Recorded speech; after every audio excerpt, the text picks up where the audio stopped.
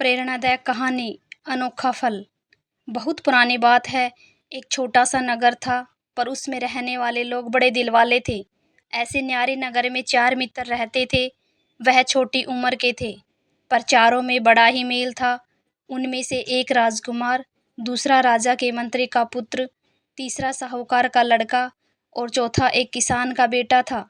चारों साथ साथ खाते पीते और खेलते घूमते थे। एक दिन किसान ने अपने पुत्र से कहा, देखो बेटा, तुम्हारे तीनों साथी धनवान हैं और हम गरीब। भला धरती और आसमान का क्या मेल। लड़का बोला, नहीं पिताजी, मैं उनके साथ नहीं छोड़ सकता। बेशक यह घर छोड़ सकता हूँ। बाप यह सुनकर आग बबूला हो गया और लड़के को तुरंत घर छोड़ चले जाने को कहा। लड़के ने भी घर छोड़ दिया और सीधा अपने मित्रों के पास जा पहुंचा। उन्हें सारी बात बताई। सभी ने निर्णय किया कि हम भी अपना अपना घर छोड़कर साथ रहेंगे। इसके बाद सबने अपने घर और गांव से विदा ले ली और वन की ओर चल पड़े। धीरे धीरे सूरज पश्चिम के समुद्र में डूबता गया और धरती पर अंधेरा छाने लगा। चारों वन से गुजर रहे थे। अंधेरी रात थी। वन में तरह तरह की आवाज़ सुनकर सब डरने लगे। उनके पेट में भूख के मारे चूहे दौड़ रहे थे। किसान के पुत्र ने देखा, एक पेड़ के नीचे बहुत सी जुगनू चमक रहे हैं।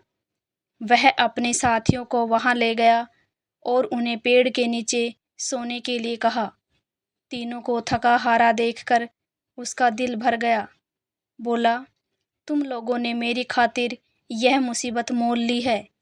सबने उसे धीरज बनाया और कहा, नहीं नहीं, यह कैसे हो सकता है कि हमारा एक साथी भूखा प्यासा भटक रहा हो और हम अपने घरों में मौज उड़ाएं।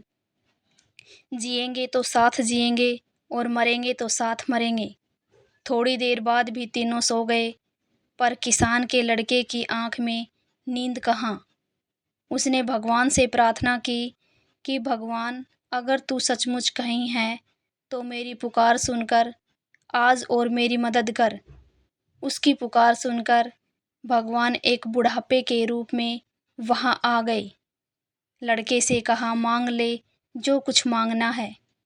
यह देख इस थैली में हीरे जवाहरात भरे हैं। लड़के ने कहा, नहीं, मुझे हीरे नहीं चाहिए। मेरे मित्र भूखे हैं, उन्हें कुछ खाने को दे दो। भगवान ने कहा, मैं तुम्हें भेद की एक बात बताता हूँ। वह जो सामने पेड़ है न, आम का, उस पर 4 आम लगे हैं। एक पूरा पका हुआ, दूसरा उसमें से कुछ पका हुआ, तीसरा उससे कुछ पका हुआ और चौथा कच्चा है।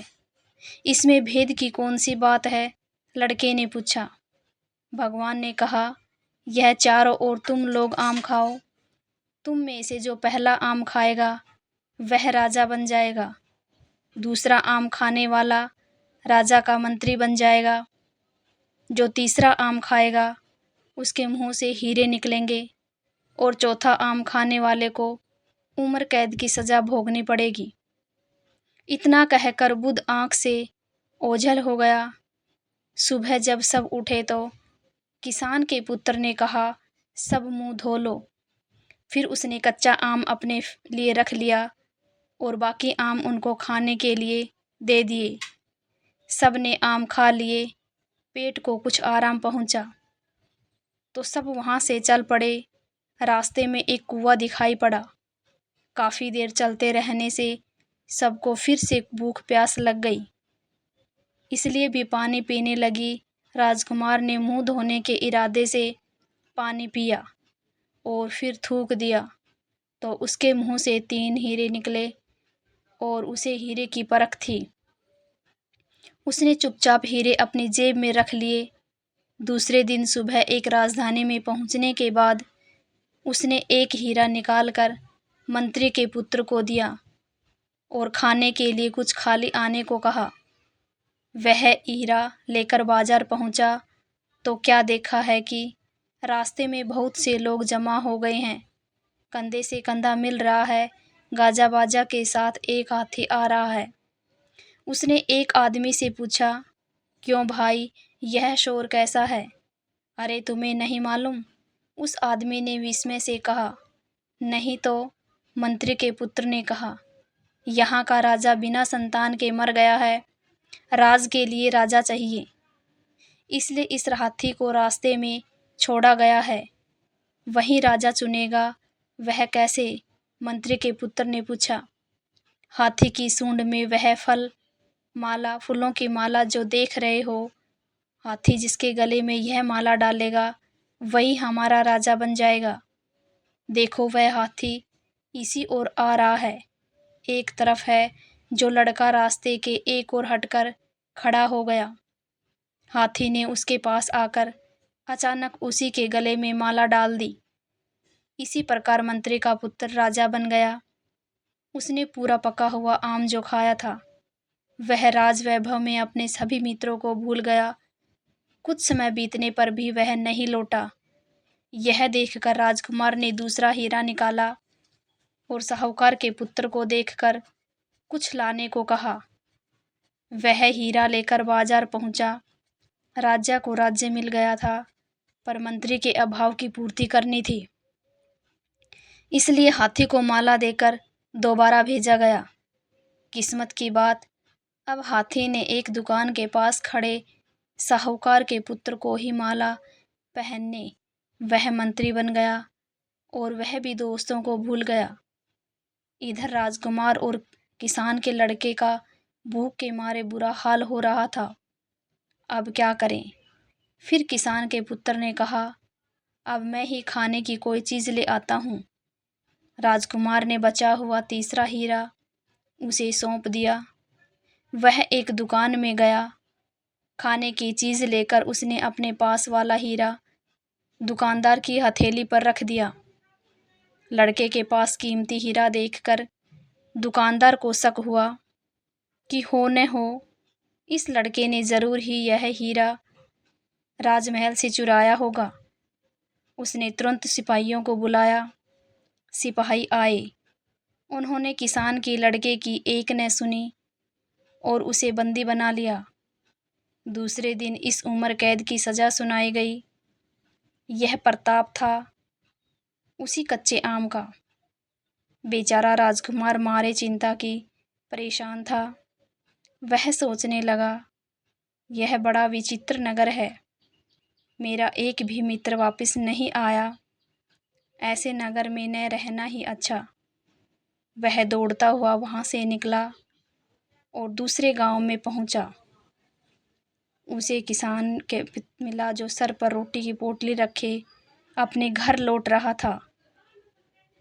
किसने उसे अपने साथ लिया और भोजन के लिए अपने घर ले गया। किसान के घर पहुंचने के बाद राजकुमार ने देखा कि किसान की हालत बड़ी खराब है। किसान ने उसका बहुत आदर सत्कार किया और कहा, मैं गांव का मुखिया हूँ। रोज़ 3 करोड़ लोगों को दान देता हूँ, पर अब घोड़ी के लिए मोहताज हूँ। राजकुमार बड़ा भूखा था।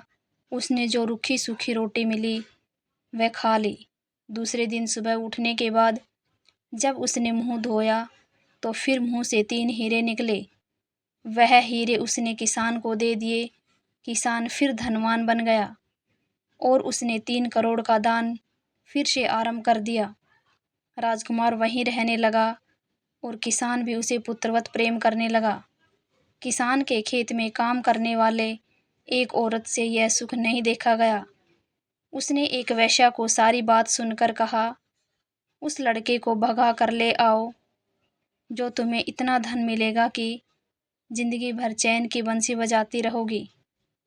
अब वैद्य ने एक किसान औरत का रूप धारण लिया और किसान के घर जाकर कहा, मैं इसकी माँ हूँ। यह दुलारा मेरी आँखों का तारा है। मैं इसके साथ बिना कैसे जीऊँगी। इसे मेरे साथ भेज दो। किसान को उसकी बात जच गई। राजकुमार भी बुलावे में जाकर उसके पीछे पीछे चल दिया। घर आने पर वैशाली राजकुमार को खूब शराब पिलाई। उसने सोचा लड़का उल्टी करेगा तो बहुत से हीरे एक साथ निकल आएंगे। उसकी इच्छा के अनुसार लड़की को उल्टी आ गई। लेकिन हीरा एक भी नहीं निकला। क्रोधित होकर उसने राजकुमार को बहुत पीटा और उसने किसान के मकान से के पीछे एक गड्ढे में डाल दिया। राजकुमार बेहोश हो गया था। बेहोश में होने पर उसने सोचा अब किसान के घर जाना ठीक नहीं होगा, इसलिए उसने बदन पर राख मल्ली और सन्यासी बनकर वहां से चल दिया। रास्ते में उसे सोने की एक रस्सी पड़ी हुई दिखाई दी। जैसे ही उसने रस्सी उठाई, वह अचानक सुनहरे रंग का तोता बन गया। तभी आकाशवाणी हुई, एक राजकुमारी ने प्रण लिया है कि वह सुनहरे तोते के साथ ही ब्याह करेगी। अब तोता मुक्त रूप से आसमान में उड़ता हुआ देश विदेश की सैर करने लगा। एक दिन वह इस राजमहल के पास पहुंचा, जहां की राजकुमारी दिन रात सुनहरे तोते की राह देख रही थी और दिन ब दिन दुबली होती जा रही थी। उसने राजा से कहा, मैं इस सुनहरी तोते के साथ ही ब्याह करूंगी। राजा को बड़ा दुख हुआ कि ऐसी सुंदर राजकुमारी एक तोते के साथ ब्याह करेगी, पर उसकी एक न चली। आंखें सुनहरी तोते के साथ राजकुमारी का ब्याह हो गया। ब्याह होते ही तोता सुंदर राजकुमार बन गया। यह देखकर राजा खुशी से झूम उठा। उसने अपनी पुत्री को अपार संपत्ति, नौकर चाकर, घोड़े और हाथी पर बैठाकर स्वरूप दिए, आधा राज्य भी दे दिया। राजा रानी अपने घर जाने के लिए निकले। राजा पहले गांव के मुखिया किसान से मिलने गया, जो फिर गरीब बन गया था। राजा ने उसे काफी संपत्ति दी, जिससे उसकी 3 करोड़ का दान कार्य फिर से चालू हो गया। अब राजकुमार को अपने मित्रों की याद आई। उसने पड़ोस के राज्य की राजधानी पर हमला करने की घोषणा की, पर लड़ाई आरंभ होने से पहले ही उस राज्य का राजा अपने मंत्री और सैनिकों सहित राजकुमार से मिलने आया। उसने अपना राज्य राजकुमार के हवाले करने की तैयारी बताई। राजा की आवाज से राजकुमार ने उसे पहचान लिया और उससे कहा, क्यों मित्र, तुमने मुझे पहचाना नहीं? दोनों एक दूसरे को पहचान तो दोनों की खुशी का ठिकाना नहीं रहा। आप दोनों ने मिलकर अपने साथी किसान के पुत्र को खोजना आरंभ किया। जब सब कैदियों को रिहा किया गया तो उनमें से किसान का लड़का मिल गया। राजकुमार वह यह बात नहीं चलेगी कि उसकी खातिर मित्र को आवाभगत ना करनी पड़े। राजकुमार ने उसका आलिंगन किया और अपना परिचय दिया। किसान का लड़का खुशी से उछल पड़ा। तब फिर से इकट्ठे हो गए। इसके बाद सबने अपने अपने संपत्ति एकत्र की और उसके 4 बराबर हिस्से किए। सबको एक एक हिस्सा दे दिया गया। सब अपने गांव वापस आ गए। माता पिता से मिले। गांव भर में खुशी की लहर दौड़ गई और सबके दिन खुशी से, सुख से बीतने लगे। कहानी को अंत तक सुनने के लिए आप सभी का बहुत बहुत धन्यवाद। आशा करती हूँ कि आपको ये कहानी पसंद आई होगी। अगर आपको ये कहानी पसंद आई है तो चैनल को सब्सक्राइब करें, वीडियो को लाइक करें और ज़्यादा से ज़्यादा शेयर करें। धन्यवाद दोस्तों।